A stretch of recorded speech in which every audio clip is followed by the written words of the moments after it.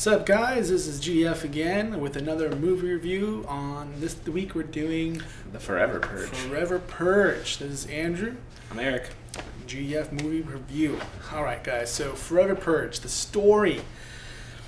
It's the everybody understands. Purge everybody understands the concept of the purge and how it works.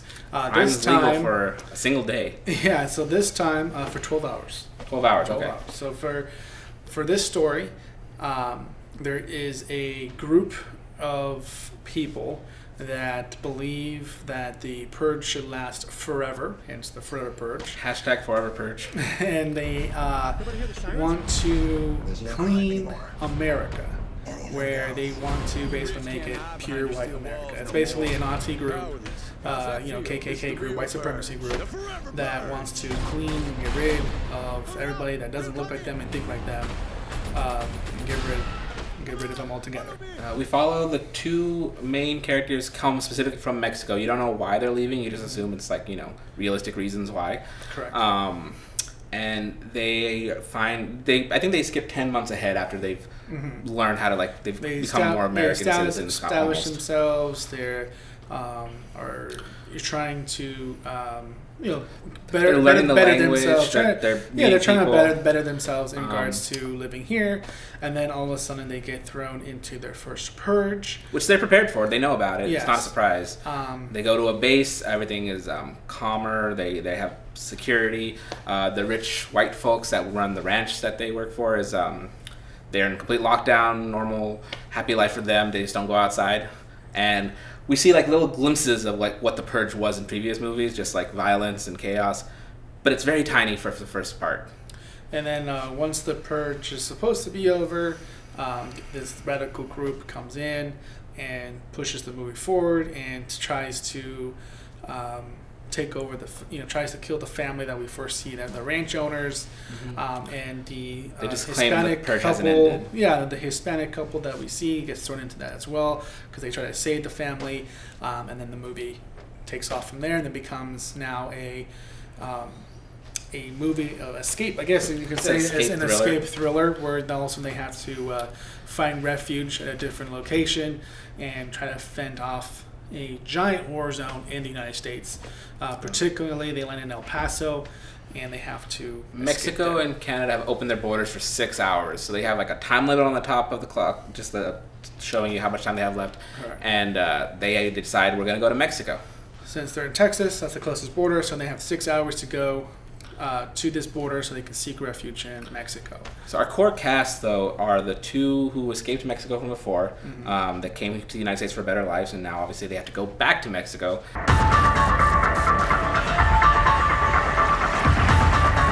So these two are basically, they ran from Mexico because they were being chased by the cartel. They were an anti-cartel establishment. The wife knows how to handle a gun. Technically they both do, but the wife shows more expertise in that.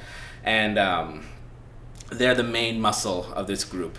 They have another guy who is another illegal immigrant who worked on the ranch, and he is just their friend, I guess, a coworker. And then you've got the white family that they work for. One guy you assume is a racist, but you come to know that he doesn't hate anybody of any skin color. He's just... he just hates everybody. He hates everybody. That's kind of his deal. His pregnant wife, and then I guess their sister. Yes. Or his sister. His sister. Comes from there. Yeah, so the movie has several different feels throughout. So the first part of the movie, you definitely have that purge feeling, the suspense, and the close quarter hand-to-hand combat, or even the shooting scenes in regards to murder and stuff like that. It really goes into the suspense of what the purge originally was, that whole movie feel. And then as soon as they get word that Mexico and Canada are opening up their borders and they have to escape because all of the U.S. is being overrun by this radical group to clean America, they make the decision to go to Mexico. So then as soon as that happens, it turns into a kind of an escape movie where they're just kind of going through a war zone. And you can literally put any scenario in there and it would be like any other movie. You could put aliens attacked. You could put Civil War. You could put an actual war zone. You can just put whatever you want, and they're fleeing this particular city to get to this border. At this point, it's not really purge related. It's not really purge related. Yeah, it's just people going killing sprees and they have to escape. The police get involved, but then they kind of stop being involved. And there's really no when they get to El Paso. For me, there's really no.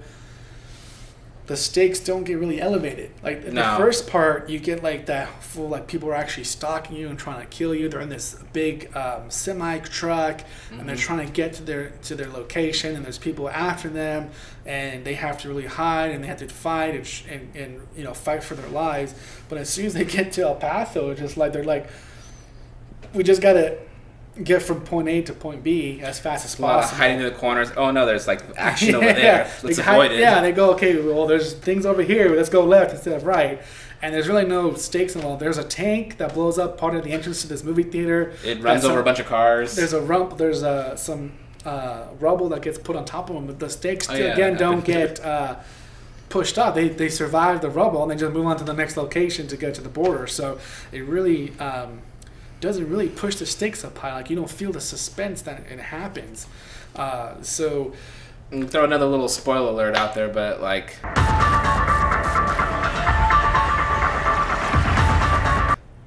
no one really dies in the movie that we know or care about. There's two deaths in the movie. Two deaths in the movie. The first one is the father of the rancher, the person who owns the ranch. He says up the whole movie for what the movies would be about in regards to the theme and stuff like that. He's like, I'm not a racist. You guys are the real racists for following the big wigs up there who are the real racists. Yeah, so he goes in and says his line and sets up the movie, which is fine. It's a good line. Yeah, and, but he's old already. Yeah, and moves on. The second death that we see is their fellow co-worker, another rancher, and the radical group finds him in a dark alley, and they have him at gunpoint. They have a Mexican standoff. Yeah. Everyone's holding guns, but the heroes decide to drop their weapons. Yeah, the heroes decide to drop their weapons because they're outgunned, and they end up shooting the Hispanic rancher. The one single character, like the character who is single, has no family or relatives that we know of, and also we're not super attached to.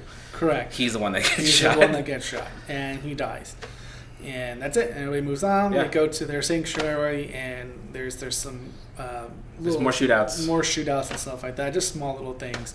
And then finally we get to the climax, where they actually end up getting helped by a Native American who knows a passageway on the reserve to get to Mexico. He was talking about peace beforehand and how America's going to destroy itself with all this violence. But he's really handy with a gun. So they get to the reservation, and there's a giant shootout with the radical group on the reservation, and they end up, spoiler alert, they end up making it to Mexico, and they seek a new life there. Yeah, again. So, the two main characters are back in Mexico again. And now this white family, they have a baby in Mexico. They had to sneak a baby over the border because Mexico closed their borders by the time they got there. The thing about I'm going into the characters now is there is the rancher's wife is pregnant, right? And I guess that's supposed to make the stakes even higher because she's pregnant, but she doesn't do anything in the film and nothing happens to her. Like, she gets shot out twice. She's very And it was safe. just a ricochet. Like, you just hear the bullet pass by her.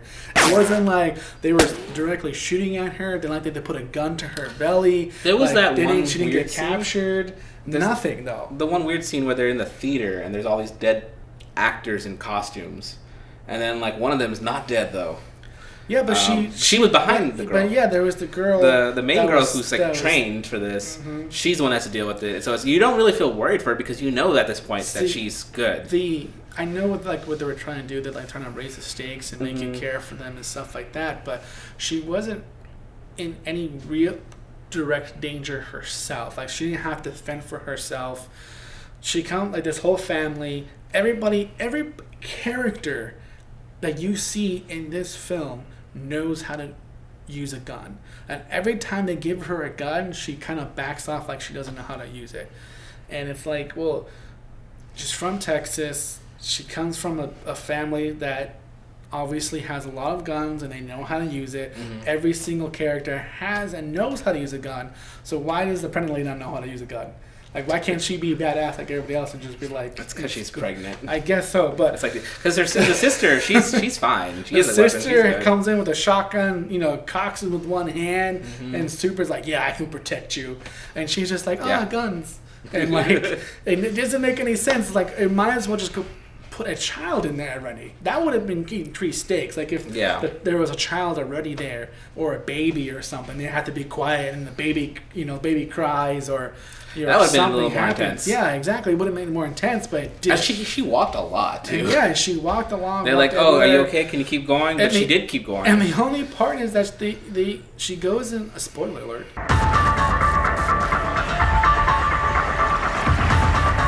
She goes into labor when they're almost to Mexico. Yeah. Like, she needs to do, like, a couple more miles left, and she's going to have a baby. And they had proper medication, medical staff there ready for her.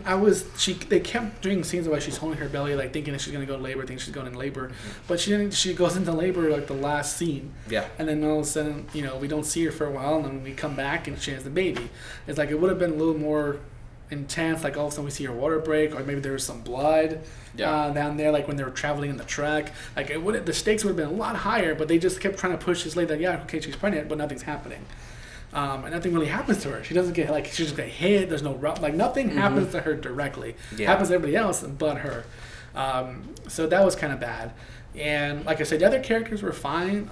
The two Hispanic characters that came from Mexico, they were great. They had full development. The same thing with the main rancher. Everybody had, like, the kind of background story. They loved each other. The husband and wife, Hispanic ones, they definitely loved each other. And the whole thing is, like, every time they're separated, they got to get back to each other. But they're also the main attack force too. Yes. So they had to split up a lot. And like I said, I feel like the weakest character would have been the pregnant wife.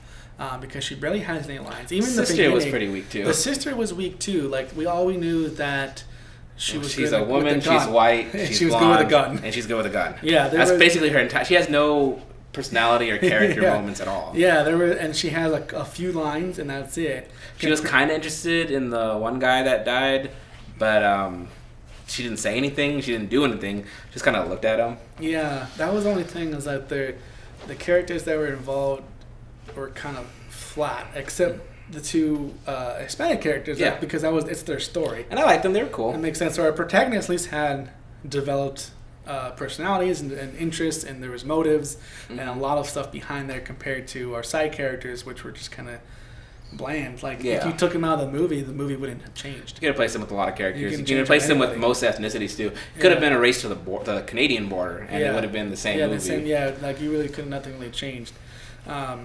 So that's kind of the base on the characters. The next topic would be direction. I wouldn't say anything was really bad in regards to the direction. It was very harmless, not offensive at all. The movie, in regards to the stakes and what was happening around them, could have been pushed up times 10. Yeah.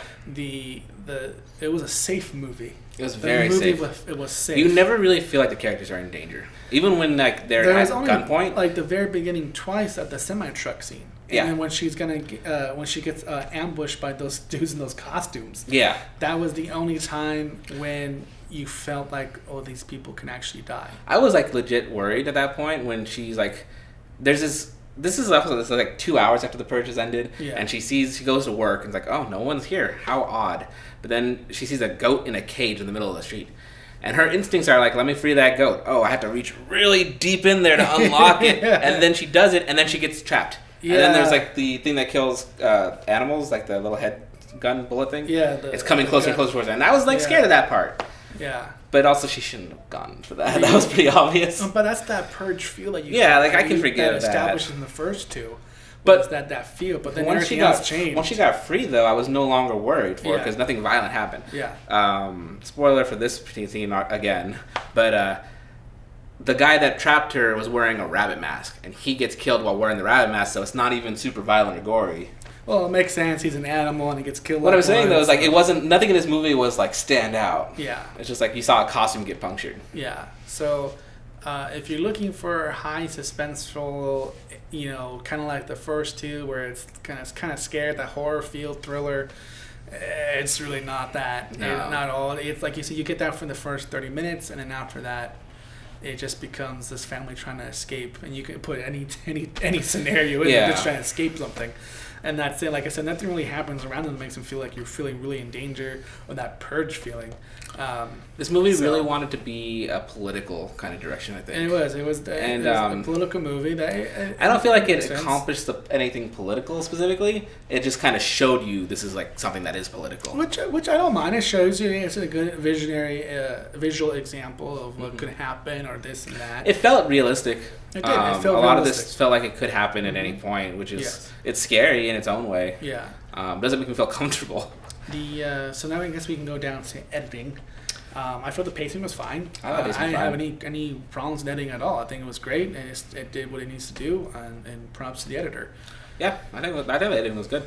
And there wasn't a lot of visual effects at all. No. Wasn't necessarily. Maybe the surrounding cities looked right there. The tank was going around with driving the cars and stuff. So that it wasn't great. Visually stunning or anything. I would say the sound and the sound mixing and everything like that was great. You felt like you were in that world. You didn't get put out with anything. There wasn't weird sound mixing issues. No, I didn't notice anything. Nothing stood out, but nothing was also bad. So what would overall, what would your overall score? It's a little tough for me because I want to say a 5 because it was kind of boring and kind of like not interesting, but it wasn't bad, so I would raise it up to like a 5.5 or maybe a 6. Okay, yeah, I would do 6 out of 10 purges. That was me. So I would. So you would give it a 5.5, and I'll give it a 6 out of 10. So I would if you like the Purge, if you like the Purge series, I would say go check it out for yourself, make your own opinion about it, and see what you think. If these aren't the movies for you, or you don't really like the Purge, or kind of this politics in your movies, I wouldn't go see it. I would definitely go see something else. If you're looking for that, definitely for like the Purge feeling like you get from the first two, and it's a little bit from the third one too, I would say go see it. But if you're don't come in expecting like a thriller or a horror movie or anything like that. It's not that feel at all. You get there in the first 45 minutes and that's it. Yeah. And then it just becomes a regular escape movie. If you have nothing else to do and you want to watch like a easygoing action flick, this isn't a bad one for that at all. Yeah. But if you want to go see it, I would say see it. But if there's other great movies out there, you're really conflicted between the other one, go see the other one. Yeah, definitely go see the other one. So, I'm Andrew. I'm Eric. And this is Garage Door Films doing another movie review on The Purge, The Forever Purge. I'll see you next time. Happy purging. Happy purging.